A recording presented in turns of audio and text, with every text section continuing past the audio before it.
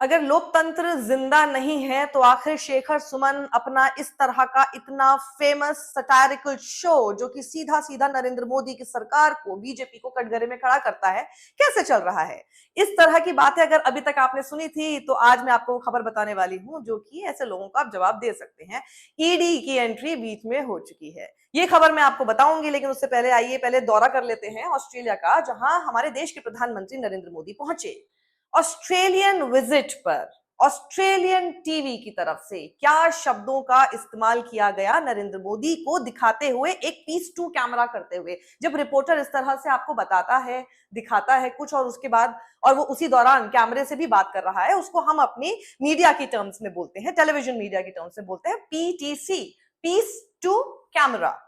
और piece to camera के वो जो शब्द हैं वो इस वक्त एक्स पर वायरल हो रहे हैं, क्योंकि क्या कहा इन पत्रकार ने, जरा सुनिए। This is about as close as we'll get to Narendra Modi on his trip to Melbourne. He famously avoids unscripted news conferences, preferring instead more stage managed appearances. Zoom out किया और अपने रिपोर्टर को दिखाया, अपने correspondent को दिखाया, तो वो उस वक्त जो कह रहे थे कैमरा पर वो कुछ यूं था। उन्होंने कहा, this is about as close as you would get to Narendra Modi on his trip to Melbourne. He famously avoids unscripted news conferences, preferring instead more stage managed appearances. उन्होंने कहा कि नरेंद्र मोदी के मेलबर्न के इस ट्रिप पर इतना ही सबसे करीब है जो कि हम कभी नरेंद्र मोदी के जा सकते हैं। वो बहुत पॉपुलर, बहुत फेमस इस बात के लिए हैं कि वो कोई भी अनस्क्रिप्टेड, जहां पर कि पहले से ना बताया गया हो कि क्या पूछा जाएगा, इस तरह की न्यूज कॉन्फ्रेंसेस वो अवॉइड करते आए हैं। और बल्कि वो क्या प्रेफर करते हैं कि एक स्टेज मैनेज्ड अपीयरेंस हो, जहां पर एक पूरा मंच सजा हुआ हो, इंडियन डायस्पोरा हो, सब नीचे बैठे हुए हो और वो कुछ कुछ बातें कर सके। क्या बात करके आ गए हैं? पहले मैंने आपको कहां का दिखाया था, इंडोनेशिया का ना, जब वो 8-8 करके आए थे।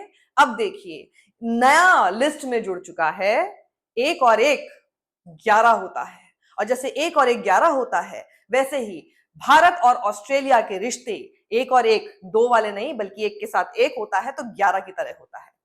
This is his speech there. Bharat और ऑस्ट्रेलिया साथ साथ है, इसलिए एक के बगल में 1 2 नहीं हो रहा, एक के बगल में 1 11 हो रहा है।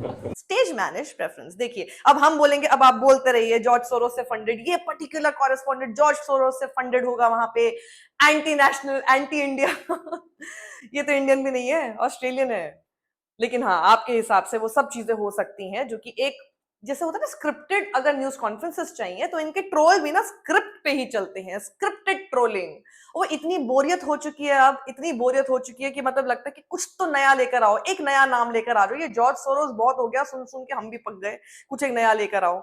और हम बोलते हैं आपको तो आप समझते नहीं है, सुनते नहीं है। सेम शब्द सेम बात ऑस्ट्रेलियन टीवी का पत्रकार भी वहां पर खड़े होकर कह रहा है। फिर अब हम ये दिखा देंगे तो आप कहेंगे कि देखिए तुम एंटी नेशनल हो, मेरी तरफ उंगली आ जाएगी, तुम एंटी नेशनल हो।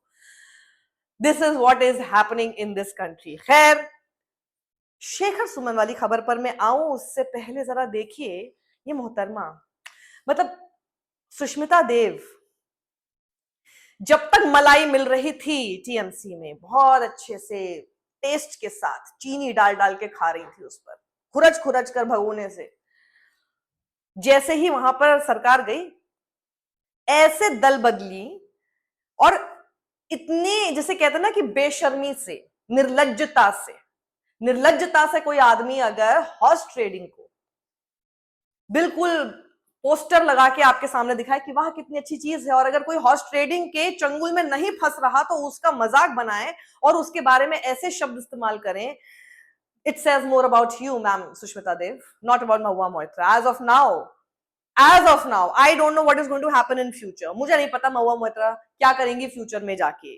अभी तक वो बोल चुके हैं वो बीजेपी ज्वाइन नहीं करेंगी, मुझे नहीं पता कि आगे करेंगी कि नहीं करेंगी, लेकिन हमने वो तस्वीरें देखी हैं जहां उनको किस तरह से हैकल किया गया, अंडे फेंके गए। वो जो पूरा एक दृश्य था जो आपकी अब बीजेपी ने वहां पर पश्चिम बंगाल में बना दिया है। That woman has at least till now stood her ground, has not bowed down to horse trading of whatever malai you have been tasting. तो आई एम श्योर जो लोग देख रहे हैं इस वक्त तक, आपसे ज्यादा रिस्पेक्ट तो उनके लिए होगी जब आप ऐसे शब्द बोलती हैं उनके लिए। उसकी सबसे बड़ी असुविधा ये है कि उनको कोई लेना नहीं चाहता। तभी वो तृणमूल में, समझ गए ना। तो आई थिंक आप बहुत नई हैं बीजेपी में। हमने बीजेपी को बहुत शुरू से फॉलो किया है।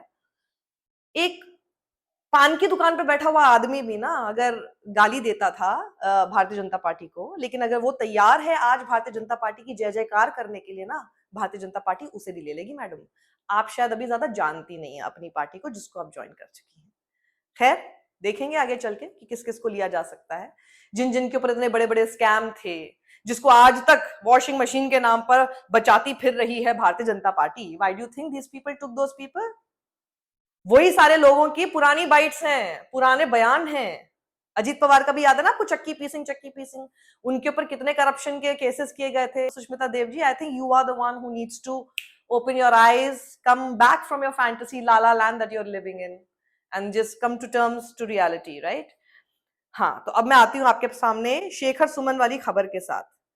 शेखर सुमन, तो अभी तक आपको अगर लग रहा था कि शेखर सुमन कैसे इतना बेहतरीन शो, बिल्कुल कितना अच्छा लग रहा था ना देख के कि बिल्कुल वैसे इतनी बढ़िया स्क्रिप्ट के साथ वो आ गए हैं जो उन्होंने एक दौर में मूवर्स एंड शेकर्स के नाम पे वो शो किया करते थे।